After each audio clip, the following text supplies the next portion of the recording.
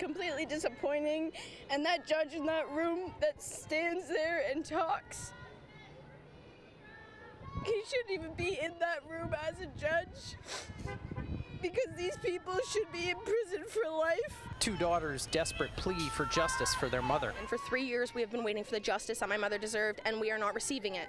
16-year-old Courthouse Smith and 18-year-old sister Emma stand outside the St Catharines courthouse with friends and family to make sure the justice system knows they are unhappy with the charges and sentences facing the three people involved in their mother Deidra Smith's death. You need to hold them accountable for what they did. 39-year-old Alexis York pled guilty to 2 counts of accessory to manslaughter after the fact and was sentenced to time served and 2 years of probation, but she was originally charged with accessory after the fact to murder.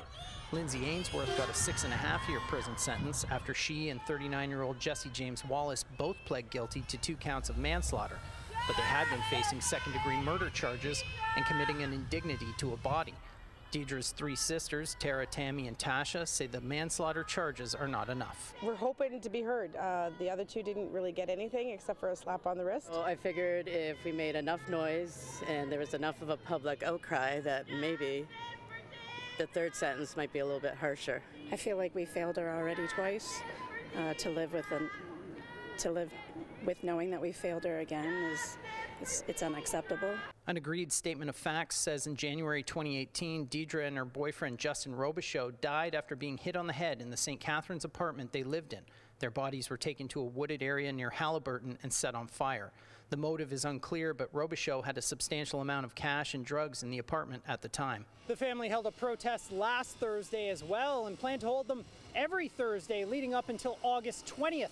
That's when they say Jesse James Wallace will be back in court for sentencing.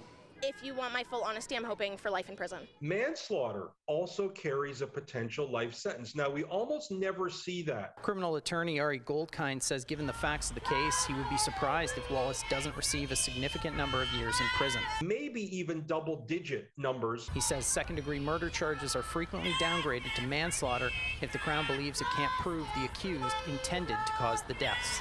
Crowns find those cases very difficult to successfully prosecute. Matt Ingram, CHCH News, St Catharines.